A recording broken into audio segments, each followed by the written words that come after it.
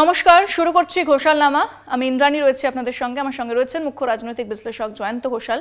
এবার যে গুরুত্বপূর্ণ খবরের দিকে নজর রাখবো তা হচ্ছে আমেরিকার কাছ থেকে এয়ারক্রাফট এবং অস্ত্র কেনার একটা পরিকল্পনা ছিল ভারতের, এবং সেই মতো আমেরিকায় যাওয়ার কথাও ছিল প্রতিরক্ষা মন্ত্রী রাজনাথ সিং এর, এমনটা কিন্তু সূত্রের খবর। তবে এই মুহূর্তে যেটা জানা যাচ্ছে সূত্র মারফত, যে সেই পরিকল্পনা ভারত আপাতত স্থগিত রাখছে।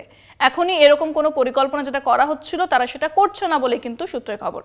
আমি জয়ন্তর কাছে যাবো। জয়ন্ত, তাহলে কি শুল্ক যুদ্ধের আবহে এরকম সিদ্ধান্ত, এবং তাহলে কোন পথে হাঁটতে পারে এবার ভারত? আমেরিকা শুল্ক যুদ্ধে ভারতকে এরকম চাপের মধ্যে ফেলছে। 25 থেকে এখন শতকরা 50 ভাগ, তার মধ্যে যাই মানে সমীকরণ যাই থাক, মোদ্দা জিনিসটা হচ্ছে যে শুল্কের বোঝাটা ভারতের উপর চাপিয়ে দিচ্ছে। তাতে ভারতের অর্থনৈতিক সমস্যা যে হবে সেটা তো কেউ অস্বীকার করছেন না, নরেন্দ্র মোদীও বলছেন। কিন্তু নরেন্দ্র মোদী জাতীয়তাবাদী একটা লাইন নিচ্ছেন এবং সেই বিদেশ নীতিতে তিনি আত্মসমর্পণ করছেন না, এমনটাই তো বলছেন। কিন্তু আমেরিকাও কিন্তু ভারতের বাজারের ওপর নির্ভরশীল।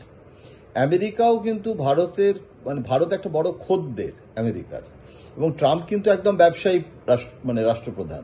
এখন সেখানে এই যে এয়ারক্রাফট, তারপরে নানা রকমের পারমাণবিক যে সমস্ত আনুষঙ্গিক সমস্ত যন্ত্রপাতি, সমস্ত যুদ্ধাস্ত্র, এগুলো যে বিরাটভাবে ভারত আমেরিকার কাছ থেকে কেনার ব্যাপারে আলাপ আলোচনা চলছিল। কেননা আমেরিকা কিন্তু চাইছিল যে রাশিয়ার ওপরে অস্ত্র নির্ভরতা কমাও, ফ্রান্স অথবা ইউরোপের দেশের কাছ থেকেও কমাও, তুমি আমেরিকার কাছ থেকে অত্যাধুনিক যন্ত্রপাতি প্রতিরক্ষা খাতে কেনো।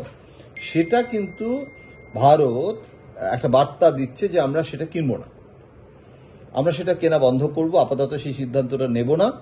এমনকি রাজনাথ সিংয়ের যে প্রতিরক্ষা মন্ত্রীর যে মার্কিন যুক্তরাষ্ট্রের যে সফর ছিল, সেই সফরটা চূড়ান্ত সিদ্ধান্ত ঘোষণা এখনো হয়নি, কিন্তু সাউথ ব্লককে, প্রতিরক্ষা মন্ত্রকে দিল্লিতে কানাঘুষো শোনা যাচ্ছে যে রাজনাথ সিংহকেও বলা হয়েছে যে ডোন্ট গো টু ইউএস।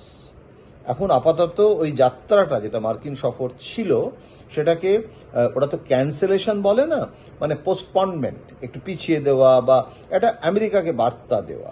এখন এই পরিস্থিতিটা এটা কিন্তু আমেরিকাকেও চাপের মধ্যে ফেলবে। কারণ আমেরিকা আর যাই হোক, আমেরিকা কিন্তু দোকানদার, বিক্রি করতে তারা ওস্তাদ। এখন এটাতে তাদের ওপরেও কিন্তু আঘাত আসবে। সুতরাং এটা কিন্তু ওয়ান ওয়ে ট্রাফিক নয়। ভারত মার্কিন যে strategic relationship, it's a two way traffic.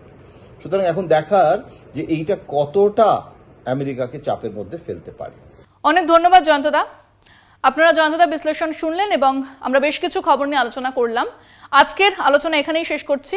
পরবর্তী আপডেট এবং খবরের জন্য অবশ্যই নজর রাখতে হবে আমাদের অনুষ্ঠান ঘোষালনামাতে, এবং নজর রাখুন কলকাতা টিভি ডিজিটালে রাত ৩, ৭ দিন।